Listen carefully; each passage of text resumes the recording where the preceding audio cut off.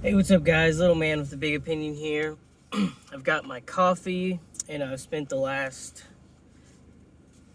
half hour or so digging through news stories, trying to find uh, stuff worth talking about. And there's plenty of it out there, but I think the most concerning at the moment for myself is gas prices are expected to go up even more.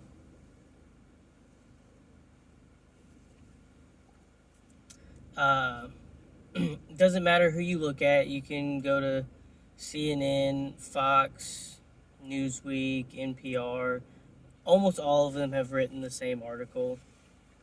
Uh, I looked at Fox News's because that's just the first one that popped up.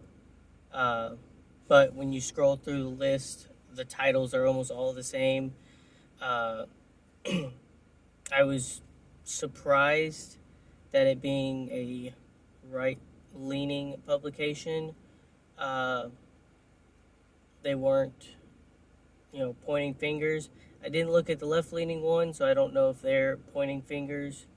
Uh, but the biggest thing that they say is our reasoning for this is unrest in other countries.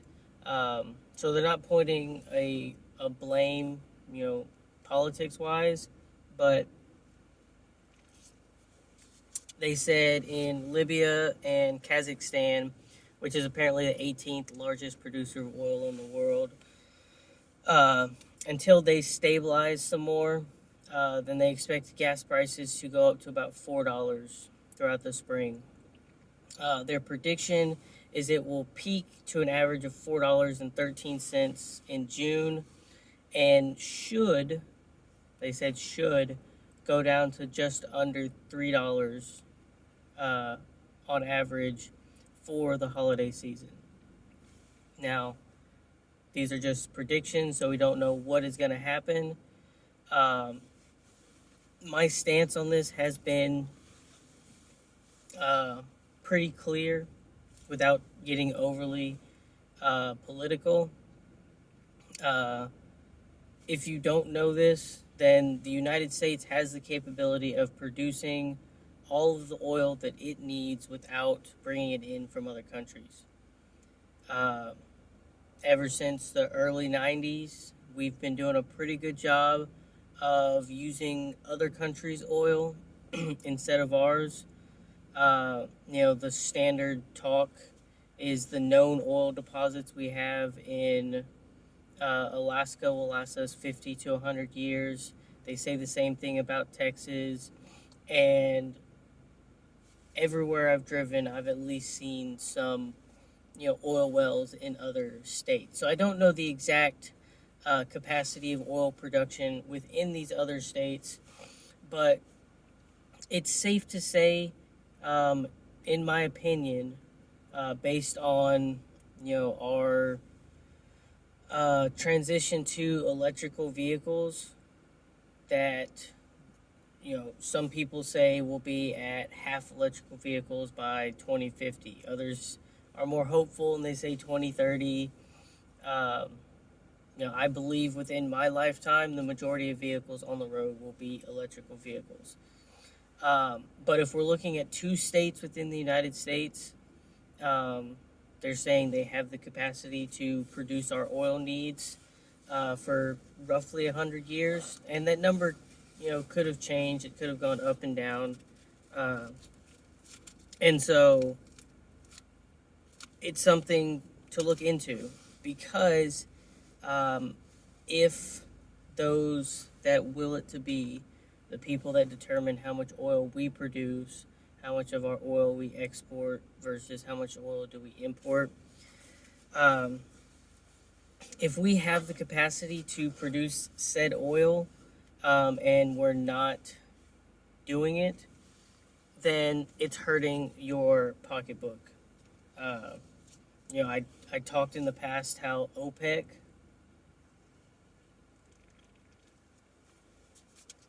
said that they weren't going to increase their production anytime soon.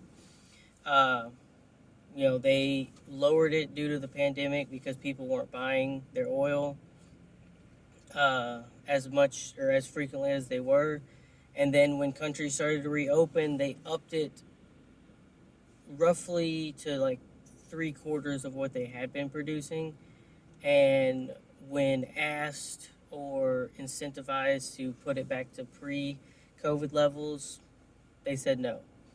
Um, and so, us getting a good chunk of our oil from a country that's keeping it at about 75% of what they were doing before, that's a big increase in your gas prices. But they're saying it's going up even more. And if you know anything about fuel prices going up, you're not just worrying about it costing $1 extra to go from point A to point B, whether that's work, school, visiting family, getting to your bug out location if something were to happen. It's costing more just to transport yourself in your vehicle.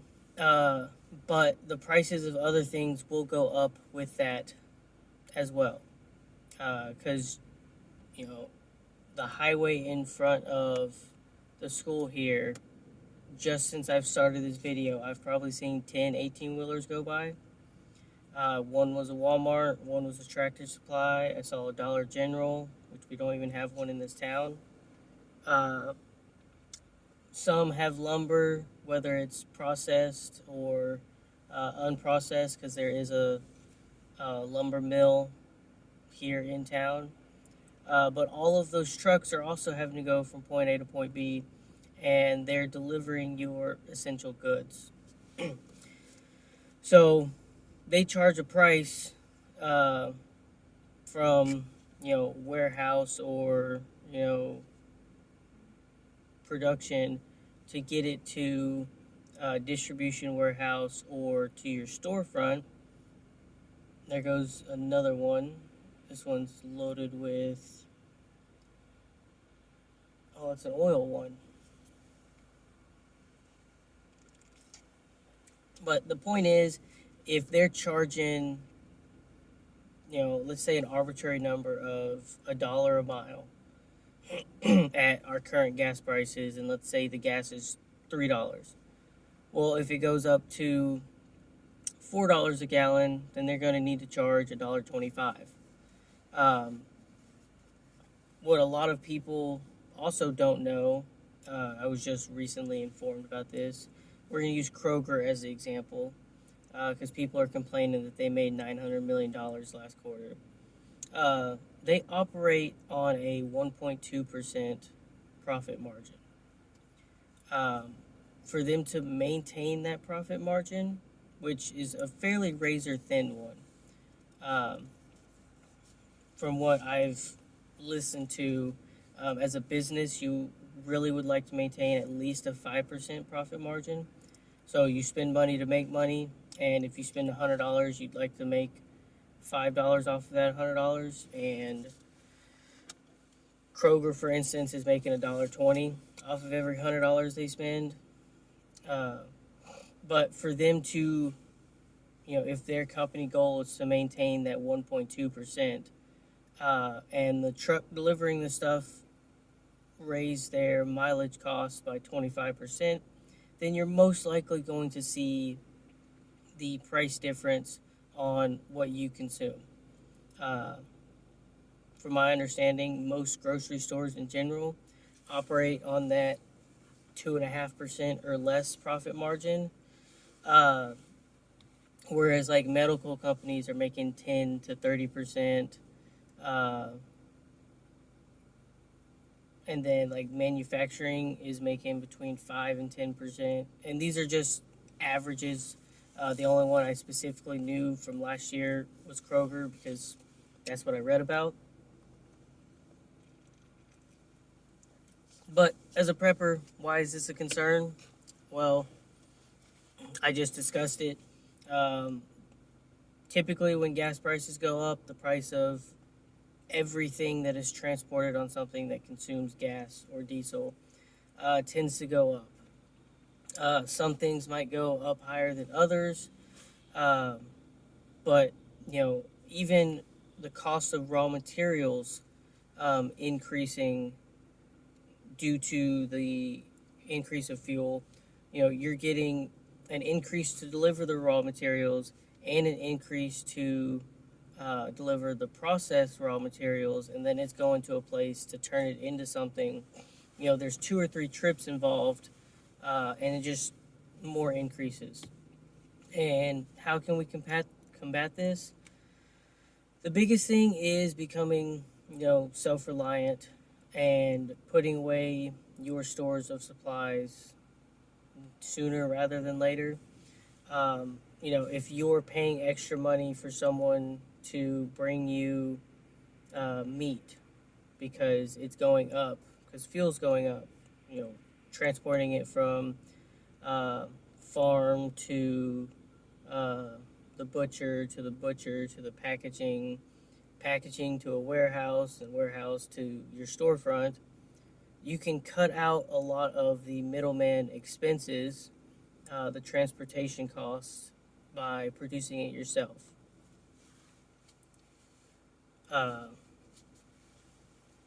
And that's on the food front. The only other way to combat it is, prepare for it. And my simplest answer is storing your own fuel. At one point in my life, I had 30, 40 gallons of gas cans that I would fill up when I knew prices were going to start going up. Typically they go up in the summer, they go down in the winter months. And so, gas you can store for 3 to 6 months before you got to start adding additives. I don't think I've lived long enough and drove long enough that the price difference that I was saving has paid for the containers that I stored the gas in. But if you're storing 100 gallons of gas at $3 and 6 months later the gas is $4, then that 100 gallons of gas, you spent $300 on it now instead of spending $400 on it later.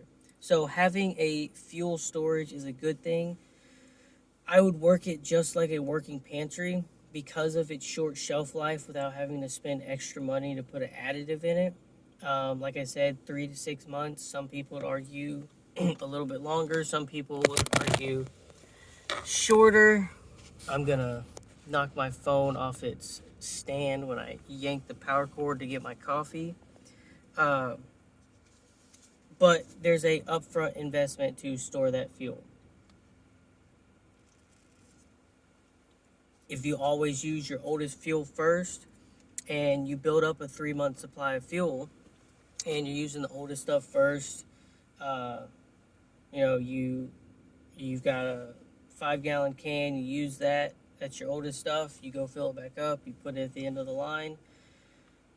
If there's a fuel shortage, I've seen them when hurricanes are getting ready to come in. People gas up their cars to leave, or they gas up their cars to deal with the carnage of power outage and not being able to get fuel. So you got long lines, and they're probably running out of fuel. That's a good instance for having these things. But other than that, the only thing that I would say is contact your representatives. And if we have the capacity to produce something here to make our lives easier and we're not, then I think that is an issue, regardless of what side you're on. I understand wanting to get to carbon neutral and zero emissions. I don't think it's happening in 2022. It's a slow, steady process that, the earliest I think we're going to start seeing meaningful progress is 2030, 2040, 2050. So if your gas is going up, and we could be producing more gas here in the U.S., talk with your representatives about it. And with that, what are your suggestions? Leave it in the comment section down below. Like the video if you enjoy my content. Subscribe if you enjoy what I'm doing with the channel, and I'll catch you in the next one.